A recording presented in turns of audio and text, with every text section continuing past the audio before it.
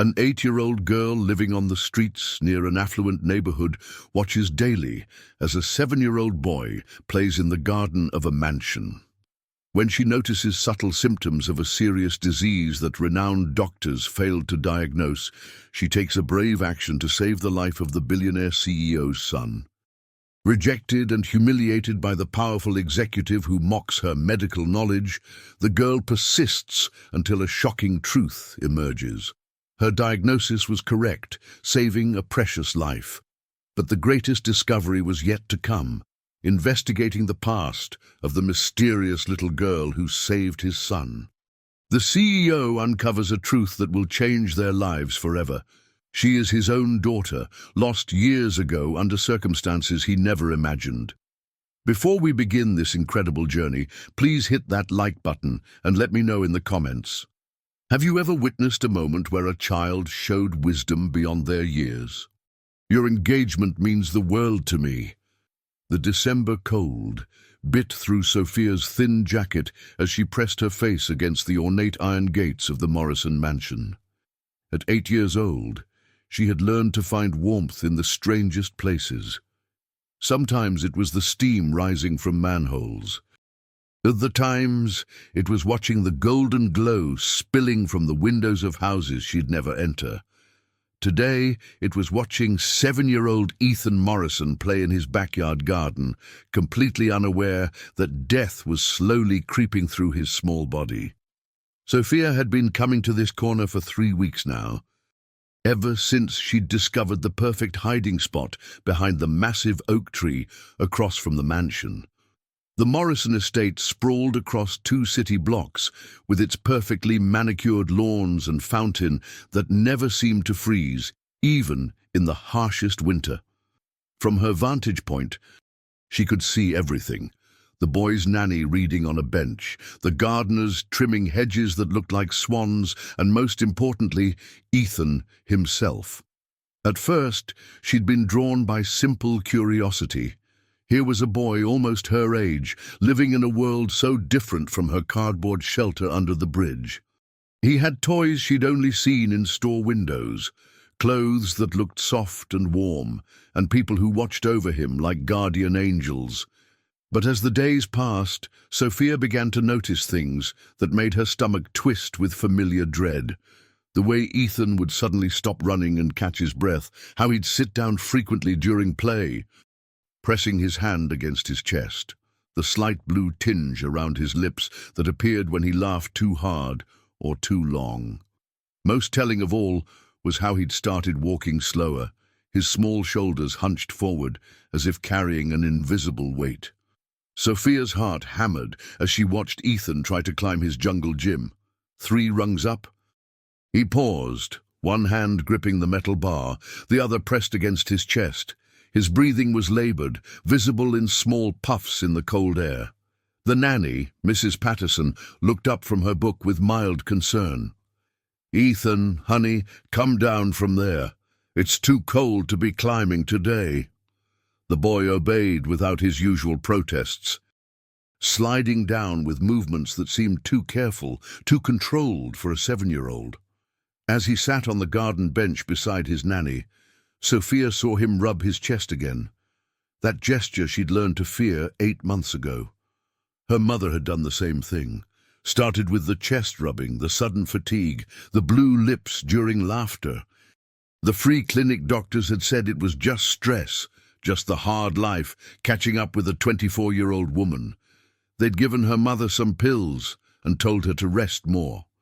3 weeks later, her mother had collapsed in their one-room apartment, and Sophia had held her hand as she whispered her final words, "Watch for the signs, baby girl." Sometimes doctors don't see what mothers do.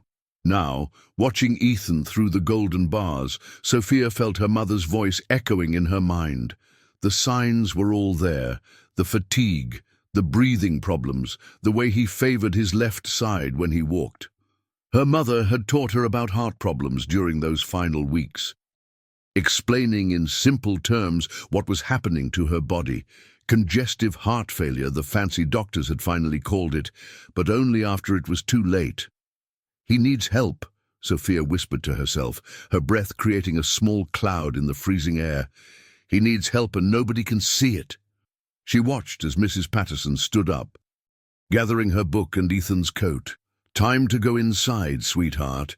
Your father will be home soon, and you know how he likes to hear about your day. Ethan nodded, but Sophia noticed how he used the bench to help himself stand, and how his steps toward the mansion were smaller than they should be. At the grand entrance, he paused again, one small hand on the doorframe, catching his breath before disappearing inside. That night, huddled in her cardboard shelter with only a thin blanket and the day's collected memories for warmth, Sophia made a decision that would change everything. She'd seen enough children at the shelters who'd gotten sicker and sicker while adults missed the signs. She'd watched her mother deteriorate while doctors dismissed their concerns. She wouldn't let it happen again, not when she could do something about it.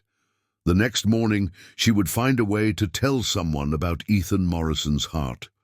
She didn't know how, didn't know who would listen to a homeless 8-year-old girl, but she knew one thing with absolute certainty: that little boy was dying, and time was running out.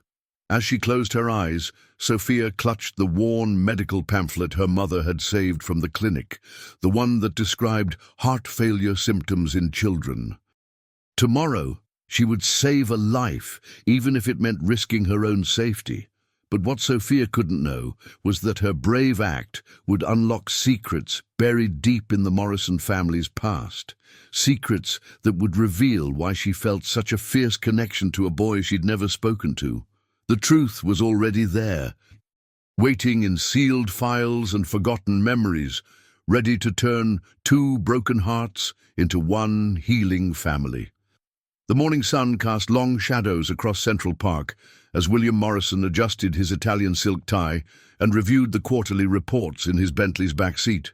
At 35, he commanded a business empire worth over $2 billion. But this Tuesday morning felt different, heavier somehow, though he couldn't put his finger on why. His driver, James, navigated the morning traffic with practiced ease, while William's mind wandered to his son's recent doctor appointments. "Sir, we're approaching the house," James announced, pulling through the mansion's gates. "Shall I wait while you check on Master Ethan?" William glanced at his Rolex, 8:30 a.m. His morning routine was precisely timed. 15 minutes with Ethan before school, review of household matters with Mrs. Patterson, then straight to the office for a 9:30 board meeting. Efficiency was everything in his world. Emotions were a luxury he couldn't afford, especially since Elena had left them 8 years ago. Inside the mansion's marble foyer, he found Ethan sitting at the bottom of the grand staircase, struggling to tie his school shoes.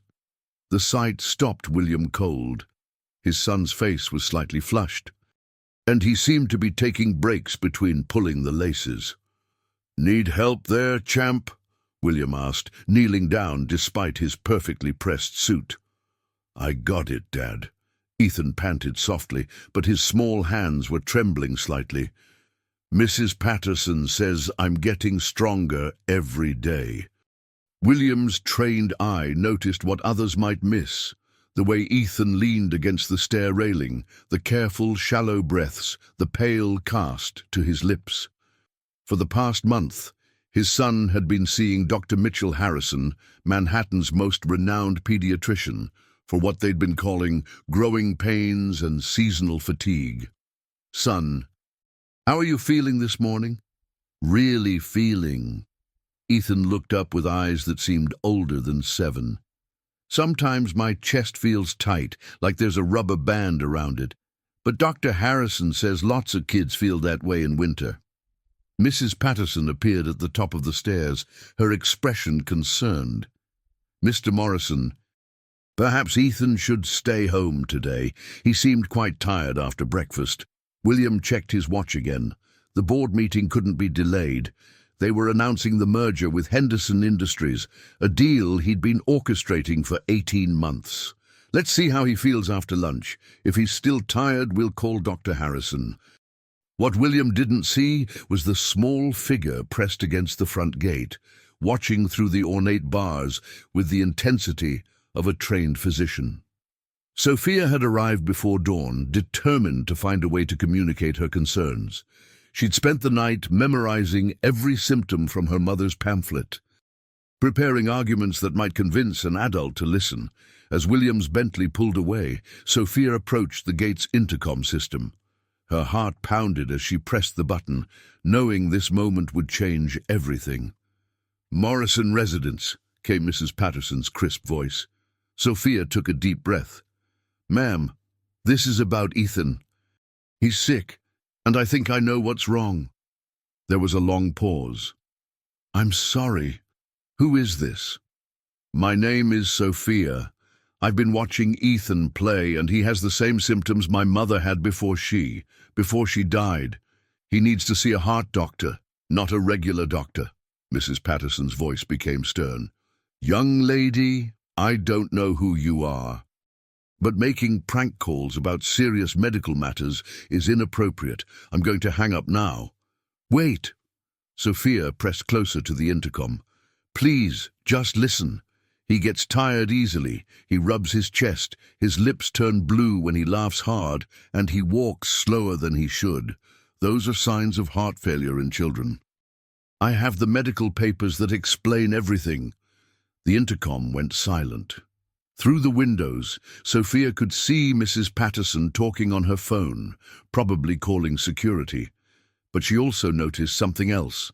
The nanny kept glancing toward the stairs where Ethan was slowly making his way down, one hand trailing along the banister for support. 30 minutes later, 2 security guards approached the gate. Sophia didn't run. Instead, she held up the worn medical pamphlet her mother had saved, pressing it against the iron bars. "Sir, please, just look at this. Page 12 talks about pediatric heart failure symptoms. That little boy has every single one." The older guard, Marcus, had grandchildren of his own. Something in Sophia's voice, the desperate certainty, the mature way she spoke about medical conditions, made him pause. "Where did you get this information, sweetheart?" "My mother died from heart failure 8 months ago. The doctors missed it at first because she was young, and they thought it was just stress. By the time they figured it out, it was too late." Tears started flowing down Sophia's cheeks. "I don't want that to happen to Ethan. He seems like a good kid, and his family loves him." Marcus looked at the pamphlet, then at his partner. "Maybe we should let Mrs. Patterson know what she's saying. Seems pretty specific for a kid making stuff up." But as they debated, none of them noticed William Morrison's Bentley returning to the estate. His board meeting had been postponed due to Henderson Industries' last-minute document requests, and he was coming home to spend unexpected time with his son. He was about to encounter an 8-year-old girl who would challenge everything he thought he knew about medicine, family, and the thin line between wealth and wisdom. The stage was set for a confrontation that would save one life and forever change 3 others. William Morrison stepped out of his Bentley to find an unusual scene at his front gate. 2 security guards engaged in what appeared to be a serious conversation with a small, shabbily dressed girl. His first instinct was irritation. He paid these men to handle such situations discreetly, not create sidewalk conferences that might attract neighborhood attention. "Marcus, what's the situation here?" William approached with the authoritative stride that had intimidated corporate rivals across 3 continents. The older guard straightened. "Mr. Morrison, sir, this young lady claims to have medical information about Master Ethan. She's been quite insistent, and frankly, some of what she's saying." Marcus hesitated, glancing at the pamphlet still pressed against the gate bars. William's eyes fell on Sophia for the first time. She was smaller than Ethan, with tangled blonde hair and clothes that had clearly seen better months. Her sneakers had holes in them, and she clutched a worn medical brochure like a lifeline. But her eyes held a clarity and determination that reminded him uncomfortably of someone he'd once known. "Sir," Sophia spoke before he could dismiss her. Your son is showing signs of congestive heart failure. He needs to see a cardiac specialist immediately, not just a regular pediatrician. William's expression shifted from mild annoyance to cold amusement. And you've determined this? How, exactly? Did you complete your medical degree between breakfast and lunch? My mother died from the same condition 8 months ago. Sophia's voice didn't waver, despite the tears now streaming down her face. She had all the same symptoms Ethan has, getting tired easily, breathing problems, blue lips when she laughed too hard, chest pain. The doctor said it was just stress until it was too late. I see. William's voice dripped with condescension. So, because your mother had health problems, you've decided to diagnose my son through offense. Do you have any idea how many specialists have examined Ethan? Dr. Mitchell Harrison is one of the most respected pediatricians in Manhattan. Sophia held up the pamphlet. This is from Mount Sinai's cardiac unit. It lists warning signs for pediatric heart conditions. Ethan has 7 out of 9 symptoms listed here. When children get heart failure, it looks different than in adults. The doctors might be missing it because he's so young. William felt his patience evaporating. You're what, 8 years old? 9? And you think you know more than doctors who've spent decades studying medicine? This age doesn't matter when you've watched someone die from being misdiagnosed, Sophia shot back, surprising everyone with her fierce tone. I held my mother's hand while she struggled to breathe because doctors said she was just tired from working too hard. I won't watch another person die when I can help. Mrs. Patterson had emerged from the house, drawn by the raised voices. She approached cautiously, clearly uncomfortable with the scene unfolding at their usually private entrance. Mr. Morrison, perhaps we should call the authorities. The child seems disturbed. William studied Sophia more carefully. Despite her obvious poverty and youth, she spoke with specific medical terminology, referenced actual hospitals, and showed no signs of backing down under pressure. Most troubling was her unshakable conviction. This wasn't the behavior of someone seeking attention or money. Where exactly are you staying, young lady? William asked, his tone shifting slightly. Under the Roosevelt Avenue Bridge, Sophia replied matter-of-factly. It's dry when it rains, and there's a soup kitchen 6 blocks away that serves dinner at 5. The casual way she described homelessness hit William unexpectedly hard. For a moment, he saw not a nuisance to be dismissed, but a child surviving circumstances he couldn't imagine. Still, his protective instincts regarding Ethan overrode any sympathy. Look, I appreciate your concern, William said, but Ethan has received comprehensive medical care. Dr. Harrison has run extensive tests, consulted with colleagues, and assured us that his symptoms are related to normal childhood development and seasonal changes. What tests? Sophia asked immediately. Did they do an echocardiogram, check his B-type natriuretic peptide levels, take chest x-rays specifically looking for enlarged heart chambers? The specificity of her questions caught William off guard. These weren't terms a random child would know. How do you possibly know those medical terms? 'Cause I lived in hospitals for 3 months watching my mother get sicker. I heard every conversation, read every pamphlet, asked every question I could think of. When you're 8 and your mom is dying, you learn fast. Marcus cleared his throat. Sir, if I may, my grandson had similar symptoms last year. Turned out to be a heart murmur that needed surgery. The first 2 doctors missed it completely. William felt the first crack in his certainty. Ethan is seeing the best pediatrician money can buy. The best general pediatrician, Sophia corrected. But has he seen a pediatric cardiologist? Someone who specializes only in children's hearts? Because that's who finally figured out what was wrong with my mom, but it was too late by then. As if summoned by their conversation, Ethan appeared in the mansion's doorway, moving slowly toward them. Even from a distance, William could see his son was breathing harder than normal, and he'd stopped twice just crossing the foyer. Sophia pointed through the gate. "Look how he's walking. See how he's using the wall for support. That's not normal for a 7-year-old, Mr. Morrison. That's a sick child trying to hide how bad he feels because he doesn't want the adults to worry." William watched his son approach, and for the first time in weeks, he truly saw what Sophia had been observing. The careful movements, the controlled breathing, the way Ethan paced himself like an elderly person managing limited energy. The terrible possibility that a homeless 8-year-old girl might understand his son's condition better than Manhattan's medical elite was about to shatter William Morrison's carefully controlled world. And neither of them knew that this moment of recognition was the first step toward uncovering a truth that would redefine the meaning of family itself. Ethan reached the gate slowly, his small hand trailing along the stone wall for support. Up close, William could see the slight sheen of perspiration on his son's forehead despite the December cold, and the careful way he breathed, shallow and measured, like each breath required conscious effort. "Dad, who's the girl?" Ethan asked, his voice carrying less energy than usual. "Just someone who was concerned about you, champ," William replied, his certainty beginning to waver as he watched his son lean against the gatepost. Sophia stepped closer to the bars, her eyes meeting Ethan's with surprising gentleness. "Hi, Ethan.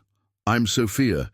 I've been watching you play in your garden, and I was wondering, do you ever get chest pains, like a tight feeling?"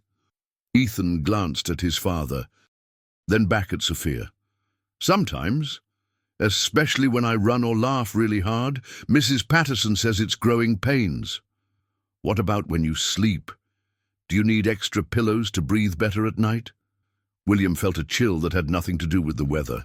Ethan did use extra pillows, 3 of them in fact. They'd assumed he just liked being propped up, but now... "How did you know that?" Ethan asked, eyes widening. "Because my mommy had the same problem," Sophia said softly. "The doctors didn't catch it at first because she was young, and they thought it was just from being tired all the time." William watched his son's face change as Sophia spoke. There was recognition there, the look of someone finally hearing their experience understood and validated.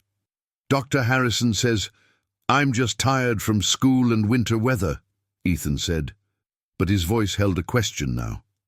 Sophia knelt down so she was at Ethan's eye level through the gate bars. "Can you do me a favor? Try to take the deepest breath you can."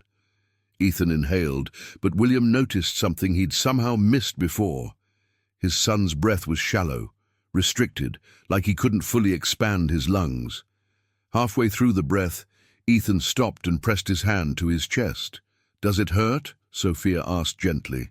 "A little. Like there's a band wrapped around my ribs." Sophia turned to William, her eyes blazing with urgency. "Mr. Morrison, that's not normal. 7-year-old children shouldn't have trouble taking deep breaths. They shouldn't need to rest after walking across a room. They shouldn't turn blue around their lips when they exert themselves." "His lips don't turn blue," William protested, but even as he said it, he looked at Ethan more carefully. In the cold morning light, there was indeed a faint blue tinge around his son's mouth. Mrs. Patterson stepped forward. "Mr. Morrison, perhaps we should call Dr. Harrison, just to be safe." "You should call a pediatric cardiologist," Sophia insisted. "Dr. Harrison is a general pediatrician. He's trained to see common childhood illnesses, ear infections, flu, broken bones, but heart problems in children are rare and easy to miss if you're not specifically looking for them." William felt the world tilting. If this was serious, Dr. Harrison would have caught it. "We've seen him 4 times in the past month." "How many times did he listen to Ethan's heart?" "Every visit, of course." "For how long? 30 seconds? A minute?" Sophia's questions came rapid-fire. "Did he have Ethan lie down and sit up while listening? Did he check for heart murmurs in different positions? Did he order any heart-specific tests?" "No, William realized he didn't know the answers to any of these questions. Dr. Harrison's examinations had seemed thorough, but now he wondered if they'd been comprehensive enough. "Dad," Ethan said quietly, "sometimes when Dr. Harrison listens to my heart, it sounds funny to me, like it's working too hard." The innocence of his son's observation hit William like a physical blow. "What do you mean, working too hard?" "Like when you run on your treadmill and your heart beats really fast and hard, except mine does that even when I'm just sitting." Sophia nodded grimly. "That's called tachycardia, when your heart beats too fast at rest. It's one of the early signs that your heart is struggling to pump blood effectively." William stared at this 8-year-old girl who was systematically dismantling his faith in his son's medical care. "How could you possibly know these things?" "Because I had to learn them," Sophia replied simply. "When you're watching someone you love die, and the doctors keep saying, 'It's probably nothing,' you educate yourself fast. I spent 3 months in waiting rooms reading every medical pamphlet I could find. I listened to every conversation between doctors and nurses. I asked questions until they got tired of answering them." Marcus stepped closer to William. "Sir, my wife's a nurse at Presbyterian. She always says the worst misdiagnoses happen when doctors assume young patients can't have serious conditions. Maybe it wouldn't hurt to get a second opinion." William looked at his son, really looked at him, trying to see past his parental need for everything to be normal. Ethan was pale, slightly breathless, and using the gate for support despite having walked less than 50 feet. The evidence was mounting, and it terrified him. "If I were to call a pediatric cardiologist," William said slowly, "what should I tell them?" Sophia reached into her pocket and pulled out a folded piece of paper. "I wrote down all of Ethan's symptoms that I've observed, with the dates and times I noticed them. I also made a list of questions to ask the specialist." She passed the paper through the gate bars. William unfolded it to find neat, childish handwriting documenting weeks of careful observation. Every entry was detailed, specific, and medically relevant. This wasn't the work of a disturbed child. It was the desperate research of someone who'd learned to be her own advocate in a system that had failed her. As William read Sophia's notes, he realized that a homeless 8-year-old girl had been providing better medical monitoring of his son than Manhattan's most expensive pediatrician. The implications were staggering, and they were about to get much more personal than he could ever imagine. Dr. Sarah Chen, Manhattan's leading pediatric cardiologist, had seen her share of wealthy, anxious parents convinced their children were dying from rare diseases. When William Morrison's assistant called demanding an emergency appointment, she'd almost declined. Her schedule was booked solid for 3 months, but something in the assistant's voice, a genuine urgency rather than entitled impatience, made her agree to see the child that afternoon. At 2:30 p.m., William arrived at Mount Sinai's cardiac wing with Ethan, Mrs. Patterson, and, surprisingly, a thin blonde girl whose presence he couldn't quite explain, even to himself. During the drive from his mansion, Sophia had continued citing medical facts that proved increasingly accurate when William verified them on his phone. Her knowledge was specific, current, and undeniably relevant to his son's condition. "Mr. Morrison?" Dr. Chen emerged from her office. A woman in her 40s with kind eyes and the confident bearing of someone who dedicated her life to saving children's hearts. "I'm Dr. Chen, and you must be Ethan." Ethan looked up at the cardiologist with the old soul expression that had become more pronounced in recent weeks. "Are you going to tell me I'm fine too, doctor?" Chen knelt down to his level. "I'm going to listen very carefully to your heart and let it tell me what's going on. Fair enough?" As they entered the examination room, Dr. Chen noticed Ethan's slow, careful movements and the way he immediately chose the chair closest to the door, unconsciously conserving energy for a potential quick exit. These were subtle behavioral signs that spoke volumes to a trained pediatric cardiologist. "So, Ethan, tell me how you've been feeling lately." "Tired a lot. Sometimes it's hard to breathe when I play. And my chest feels tight, like there's a rubber band around it." Ethan's honest description matched Sophia's observations perfectly. Dr. Chen began her examination while William watched intently, comparing her thorough approach to Dr. Harrison's routine checkups. She listened to Ethan's heart in multiple positions, sitting, lying down, standing, and took extensive notes about rhythm, rate, and sound quality. "Interesting," she murmured after several minutes of careful listening. "What's interesting?" William asked, his voice tight with controlled anxiety. "Ethan has what we call a gallop rhythm, an extra heart sound that suggests his heart is working much harder than normal, combined with his symptoms." She paused to check Ethan's oxygen saturation and take his blood pressure. "I'd like to run some tests immediately." From the corner of the room, Sophia spoke quietly. "Will you do an echocardiogram and chest x-rays?" Dr. Chen looked at her with surprise. "And you are?" "Sophia, I'm the one who told Mr. Morrison that Ethan needed to see a heart doctor." William felt compelled to explain. She identified symptoms that our pediatrician missed. Her observations have been remarkably accurate. Dr. Chen studied Sophia with new interest. "What made you think Ethan had a heart condition?" "My mother died from congestive heart failure. Ethan has the same symptoms she had, getting tired easily, breathing problems, chest pain, using extra pillows to sleep." Sophia's voice remained steady despite discussing her mother's death.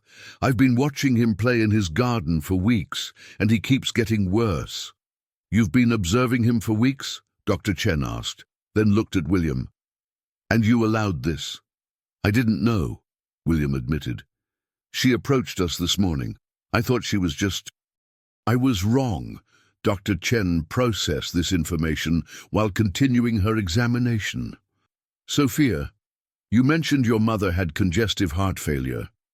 Do you remember what caused it?"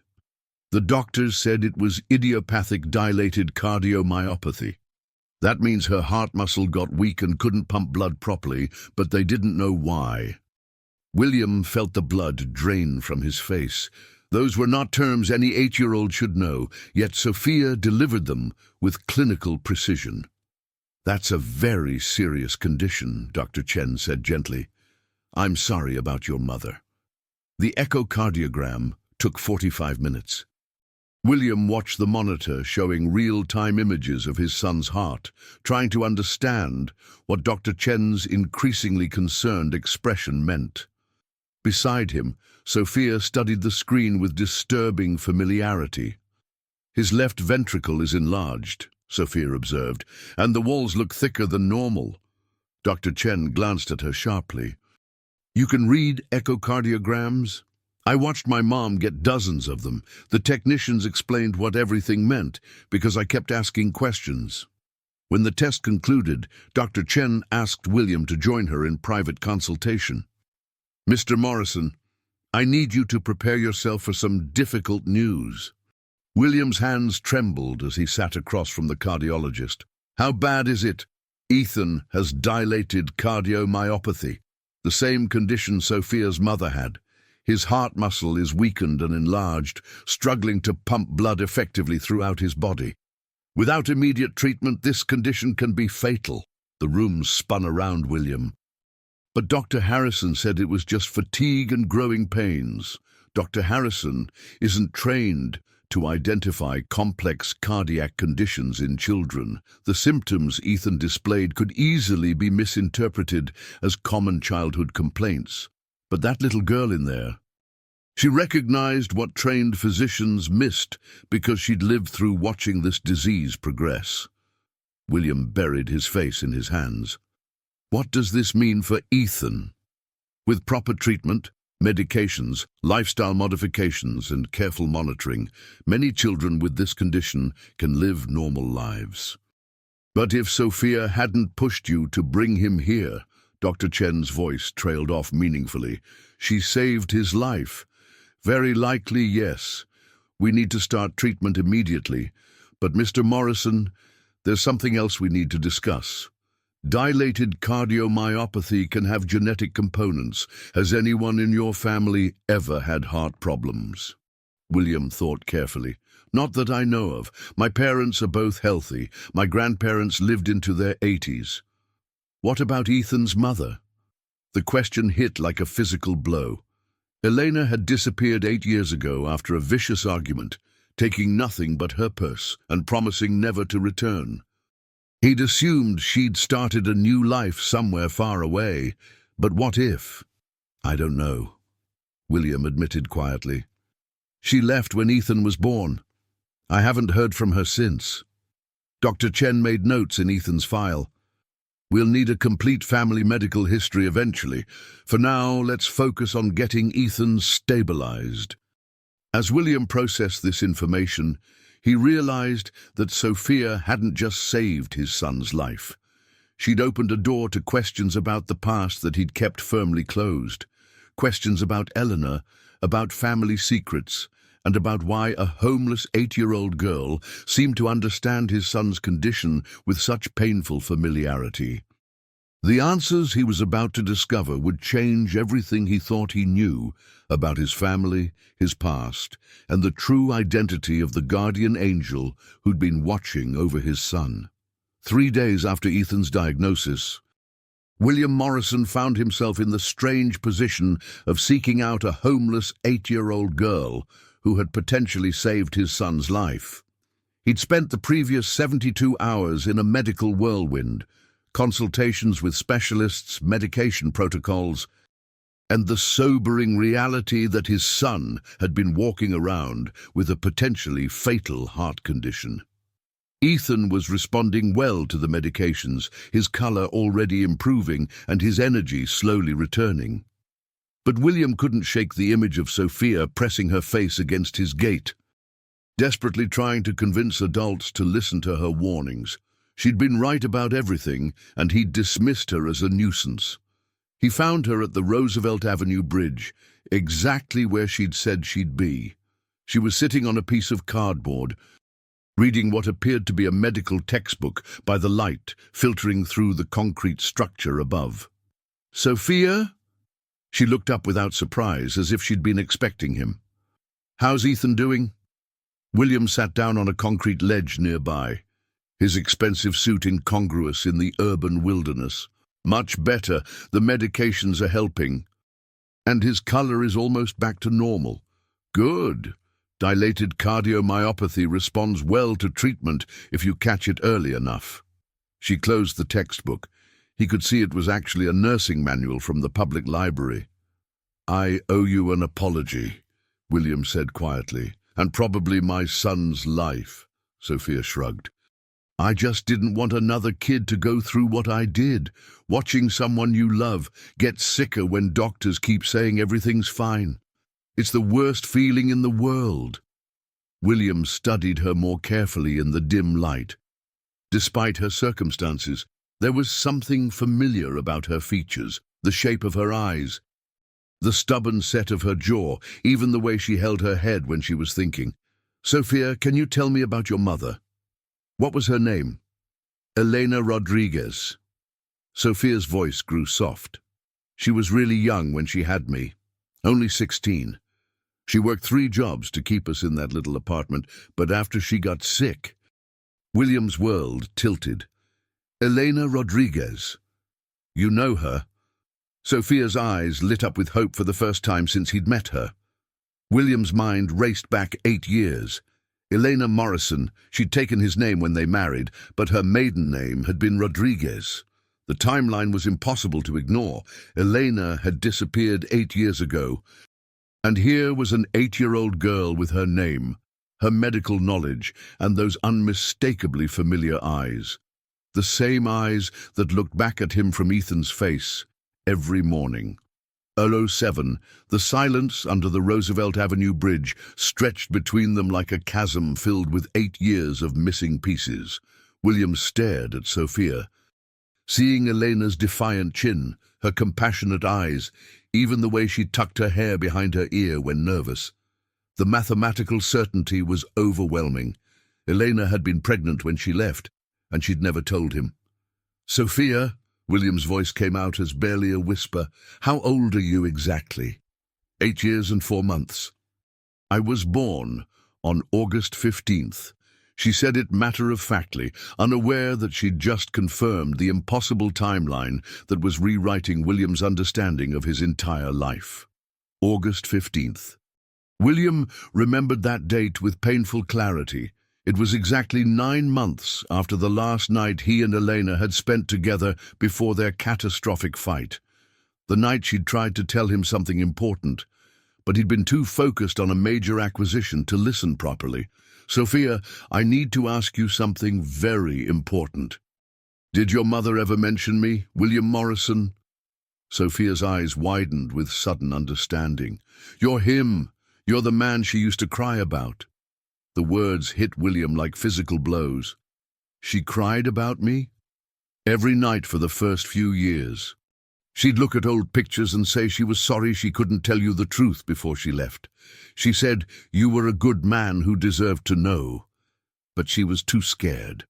Sophia pulled a worn photograph from her jacket pocket. She kept this. William took the photo with trembling fingers. It was from their wedding day.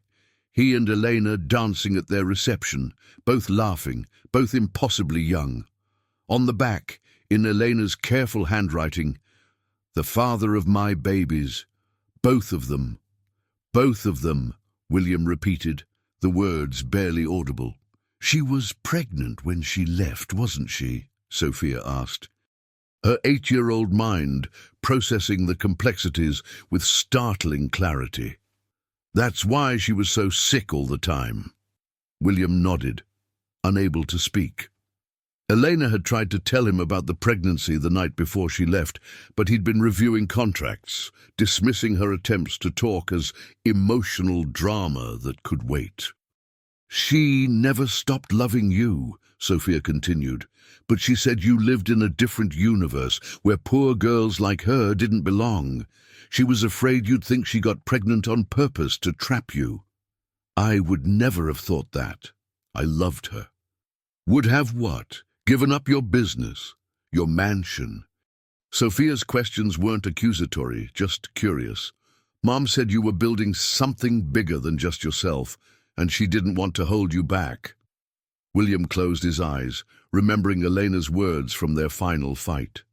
Now he realized she'd understood perfectly, and had made the heartbreaking decision to remove herself rather than compete with his empire for his attention. "I have a brother," Sophia whispered suddenly, the realization hitting her. "Ethan is my brother. Your twin brother, actually. You were born 4 minutes apart." The revelation hit like lightning. Everything suddenly made sense. Why she'd felt such an instant connection to Ethan, why she'd been so desperate to save him. The invisible thread that had drawn her to that gate day after day hadn't been coincidence. William reached out tentatively, and for the first time, Sophia let him pull her into his arms. As he held his daughter, this brave, brilliant girl who'd been surviving on her own, he felt the full weight of everything he'd lost and everything he'd failed to protect.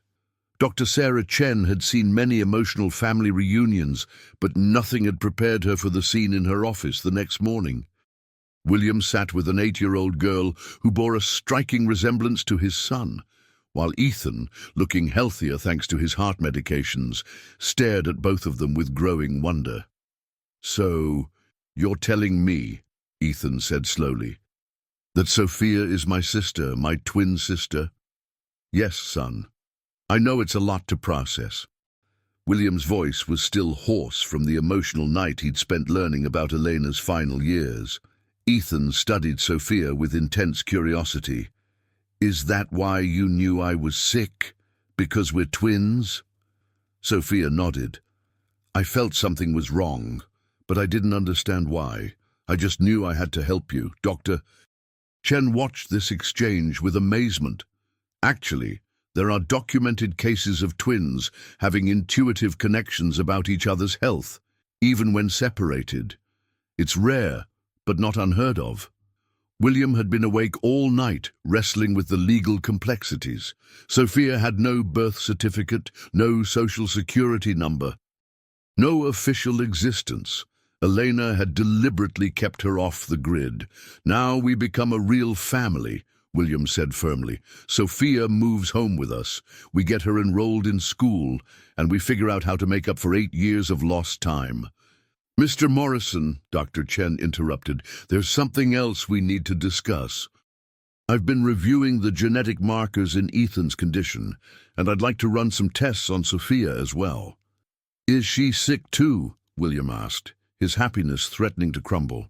Not necessarily, but identical twins often share genetic predispositions. If Ethan has dilated cardiomyopathy, there's a chance Sophia could develop it as well. Sophia spoke up quietly. I've been having some chest tightness lately, but I thought it was just from being cold all the time. William felt his blood pressure spike.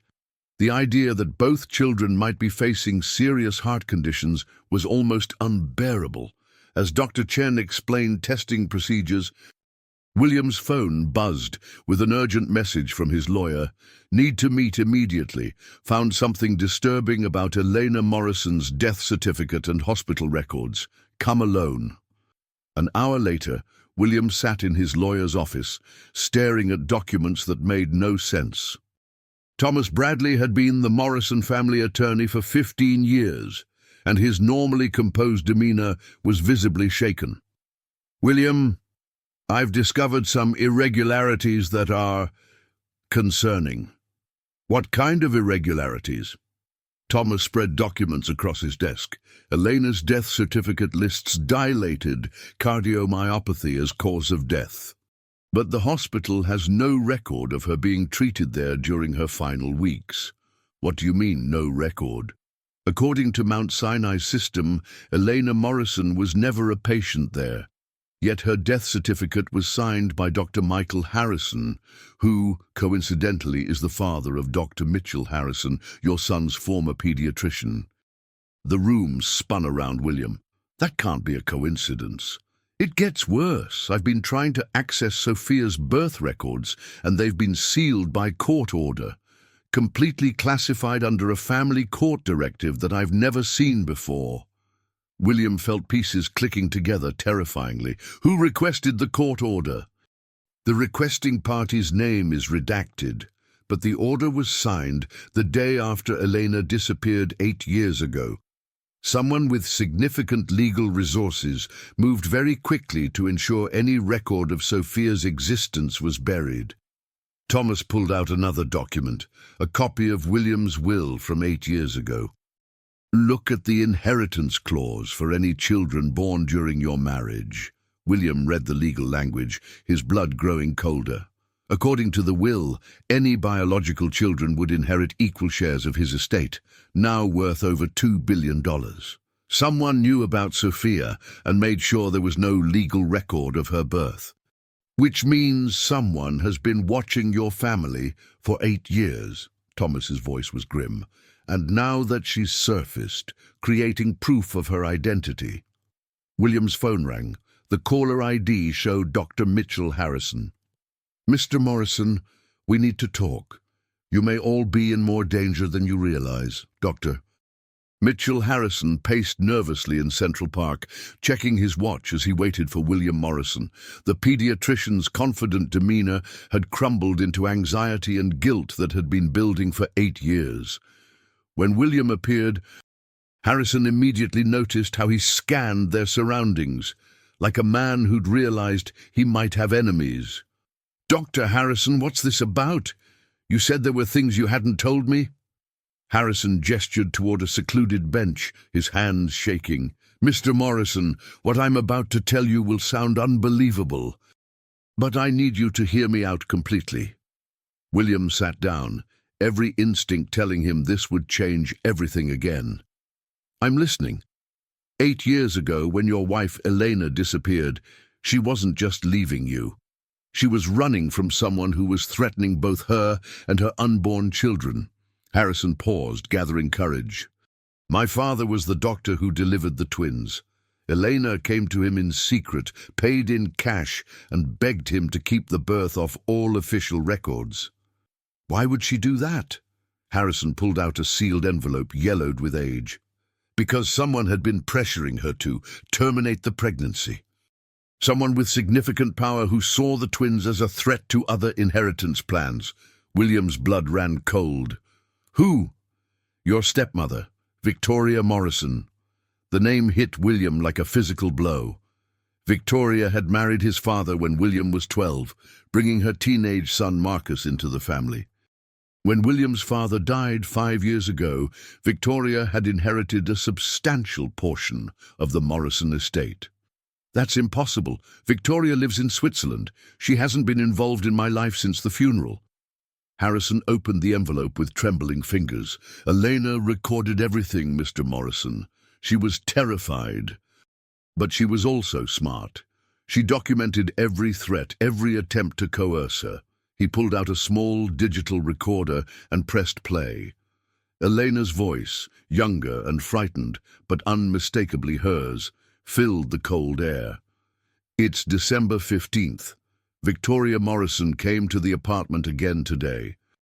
She offered me $2 million to terminate the pregnancy and disappear forever. When I refused, she said that if I stayed, both William and the babies would suffer. She knows about the heart condition that runs in her family. She said she could make sure any children we had would never receive proper medical care. William stopped the recording, his mind reeling. Heart condition in her family? Harrison nodded grimly. Victoria's first husband died of dilated cardiomyopathy when Marcus was young. It's genetic. Victoria knew any children you and Elena had might develop the same condition. But Ethan and Sophia aren't related to Victoria's family. No. But Victoria made Elena believe they were at risk. She convinced Elena that if she stayed, the children would develop heart problems and never receive proper diagnosis because Victoria would use her influence to ensure incompetent medical care. William thought about Harrison's repeated misdiagnoses.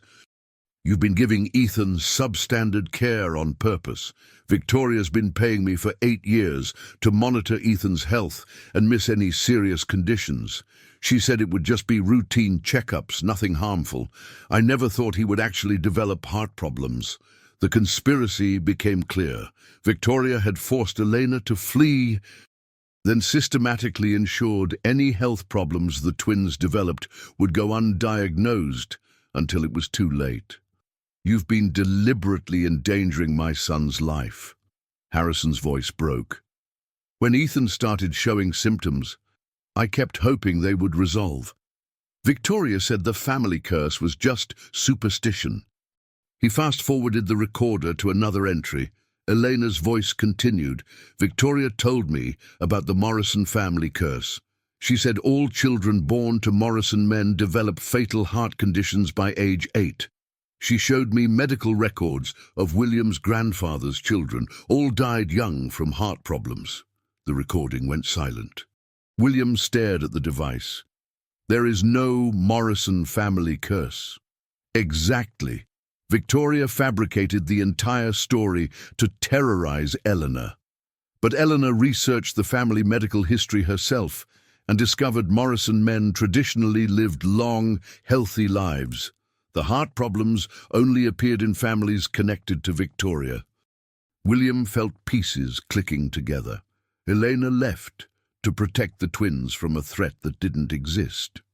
And Victoria's been working 8 years to ensure that if the twins ever surfaced, they would die from undiagnosed conditions before claiming their inheritance. Harrison pulled out another document. There's more. Elena didn't die from natural causes. The park tilted around William. What are you saying? Elena was murdered. And now that Sophia has surfaced and Ethan's been properly diagnosed, Victoria knows her plan is falling apart. She flew back from Switzerland 2 days ago. William's phone buzzed. Bring the girl to Central Park Zoo at midnight tonight. Come alone, or both children will suffer the same fate as their mother. Harrison went pale. She knows we're talking. Mr. Morrison, You need to get your children somewhere safe immediately. William Morrison sat in his mansion's security office, surrounded by monitors showing every angle of the property, while Sophia and Ethan played chess in the heavily guarded family room. He had built his empire on calculated decisions, but choosing between his children's safety and walking into an obvious trap was impossible. "Sir, we've identified at least 3 suspicious vehicles circling the neighborhood." Marcus Thompson, his security chief, pointed to the screens. "Professional surveillance, and they're not trying hard to hide it." Thomas Bradley looked up from his laptop. "I've been digging into Victoria's finances. She's liquidated significant assets in the past month, like she's preparing for a major operation or planning to disappear permanently." William checked his watch. 10:30 p.m. In 90 minutes, he was supposed to meet Victoria at Central Park Zoo with Sophia. Every instinct said it was a trap. What about police involvement? Thomas shook his head. "We have circumstantial evidence and testimony from a discredited doctor. Without concrete proof of Elena's murder or direct threats, police won't provide adequate protection." A soft knock interrupted their planning. Sophia appeared in the doorway, her expression more serious than any 8-year-old should manage. "I know what you're talking about," she said simply, "and I know someone wants to hurt me and Ethan because we're threats to their money." William felt his heart break. "Sweetheart, how much did you hear?" "Enough. And I've been thinking about something Mom told me before she died." Sophia entered with confident bearing that reminded William of Elena. "She said, when rich people want to hurt you, they don't do it themselves. They hire others and make sure they have alibis." Thomas looked at the 8-year-old with new respect. "What exactly did your mother tell you?" Sophia pulled a small notebook from her pocket, the same one she'd used to document Ethan's symptoms. "Mom wrote down everything about Victoria's threats. She said if anything happened to her, I should give this to police or newspaper reporters." She opened the notebook to reveal pages of Elena's careful handwriting, documenting dates, times, and exact quotes from Victoria's threats. More importantly, Eleanor had photographed documents Victoria had shown her, fabricated medical records supporting the Morrison family curse story. "These photographs prove Victoria was manufacturing evidence to terrorize Elena," Thomas said. "This is conspiracy, fraud, and possibly extortion." William studied his daughter's serious face. "Why didn't you show me this before?" "Because Mom also wrote that Victoria has people everywhere, lawyers, doctors, even police. She said to only trust family, and until yesterday, I didn't know you were my family." His phone buzzed. 45 minutes, Central Park Zoo, south entrance. "Come alone with the girl, or I start with the boy." The threat against Ethan made William's decision, but as he stood to leave, Sophia grabbed his arm. "Don't go," she said urgently. "It's what Mum would call a death trap. Victoria doesn't want to negotiate. She wants to eliminate threats to Marcus's inheritance permanently." "Then what do you suggest?" "I can't let her hurt Ethan." Sophia looked at Marcus Thompson, then Thomas Bradley, her 8-year-old mind working through adult complexities with disturbing skill. "We give her what she thinks she wants, but not how she expects it." Sophia opened her notebook to a page near the back. "Mum figured out Victoria's real weakness. She's not just greedy, she's terrified of being exposed because she's been stealing from the Morrison Trust Fund for years." Thomas grabbed the notebook, speed reading Elena's financial observations. "These are detailed records of trust fund discrepancies. Elena was tracking Victoria's embezzlement. Mom worked as a cleaning lady in Victoria's lawyer's office for 3 months. She photographed documents proving Victoria has been stealing money and hiding it in Swiss accounts." Sophia's voice carried Elena's determination. "Mom said Victoria would do anything to prevent these records from becoming public." William stared at his daughter with amazement. "So, instead of walking into her trap, We set our own trap. We make her come to us, on our terms, where we control the situation. William sent a response to Victoria's number. Plans have changed. If you want to discuss the children's future, come to the Morrison estate at 1 a.m. Come alone. The reply came immediately. You're not in a position to make demands. William typed back, check your Swiss bank account. Elena documented everything before she died. The FBI receives copies at 6 a.m. unless we reach understanding tonight. 10 minutes later. 1 a.m. I'll be there. At 12:45 a.m. The Morrison estate resembled a fortress under siege. Every window blazed with light, security personnel positioned throughout the property, electronic surveillance covering every approach. In the main drawing room, William sat with Sophia and Ethan, while Thomas Bradley and Marcus Thompson coordinated final preparations. Are you sure about this? William asked Sophia for the third time. We could get you both to a safe location and handle Victoria without involving you. Sophia shook her head with Eleanor's stubborn determination. She's been controlling our family for 8 years through fear and lies. It has to end tonight. And it has to end with her seeing that her plan failed completely. Ethan, quietly processing that someone wanted to kill him for his inheritance, spoke up. Will this make us safe? Like, really safe forever? Yes, William promised, pulling both children closer. After tonight, Victoria will never hurt anyone in our family again. At exactly 1 a.m., the estate's perimeter sensors detected a single vehicle. Victoria Morrison stepped out of a black sedan, her elegant appearance unchanged. At 58, she remained the poised socialite who had charmed William's father, but her eyes held coldness that hadn't been visible 20 years ago. Marcus Thompson's voice crackled through the intercom. Sir, she appears to be alone, but thermal imaging shows at least 2 additional heat signatures in the vehicle. Let her approach. Keep the backup team ready. Victoria walked up the front steps with confident bearing. When William opened the door, she smiled with chilling warmth. Hello. William, you're looking well. Fatherhood suits you. Victoria. William stepped aside, noting how her eyes immediately scanned for the children. I wasn't sure you'd come. Oh, I wouldn't miss this reunion for the world. She entered the drawing room and stopped when she saw Sophia and Ethan together on the sofa. My goodness. Elena's daughter is the image of her mother, and standing next to Ethan, the family resemblance is unmistakable. Sophia studied Victoria with the same intense focus she'd used to observe Ethan's symptoms. You're smaller than I expected. Mom always made you sound like a giant. Victoria laughed, a sound like ice breaking. Your mother had quite an imagination. Did she tell you bedtime stories about the evil stepmother? She told me the truth about a woman who was stealing money and murdering people to protect her son's inheritance. Sophia's voice remained calm, but William could see Elena's fierce protective instincts emerging. Such a dramatic child. I can see why Elena filled her head with fantasies. Victoria sat across from the children, relaxed but calculating. William, shall we discuss terms? I assume you want to negotiate some arrangement that keeps everyone comfortable. Thomas Bradley emerged carrying a thick folder.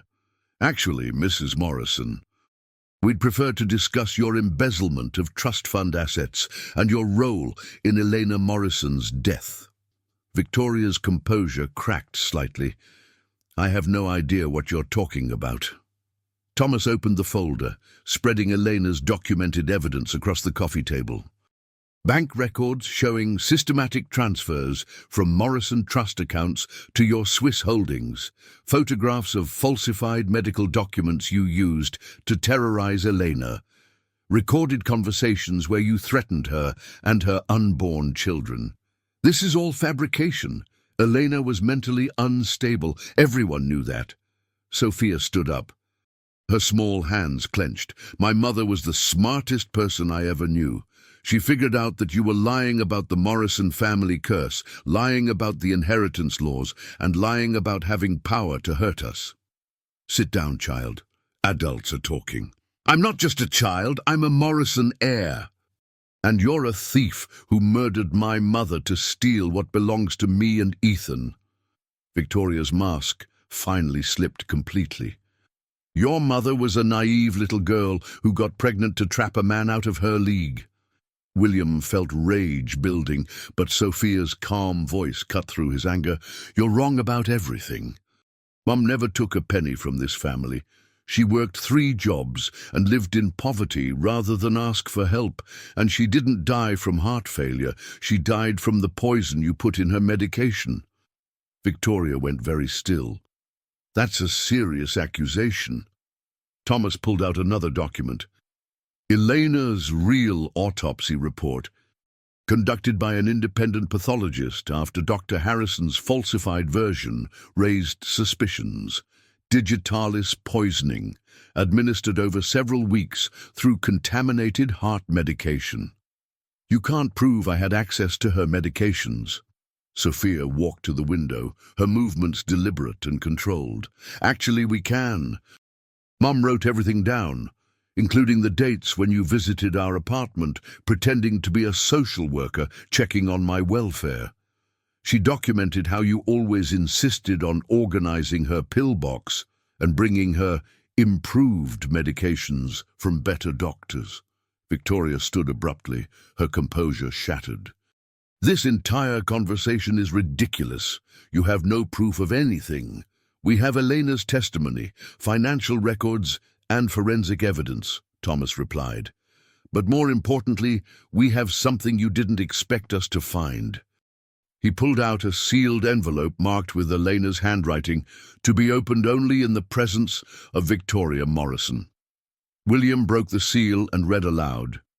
If Victoria is reading this, it means I'm dead, and she's finally been confronted with evidence of her crimes.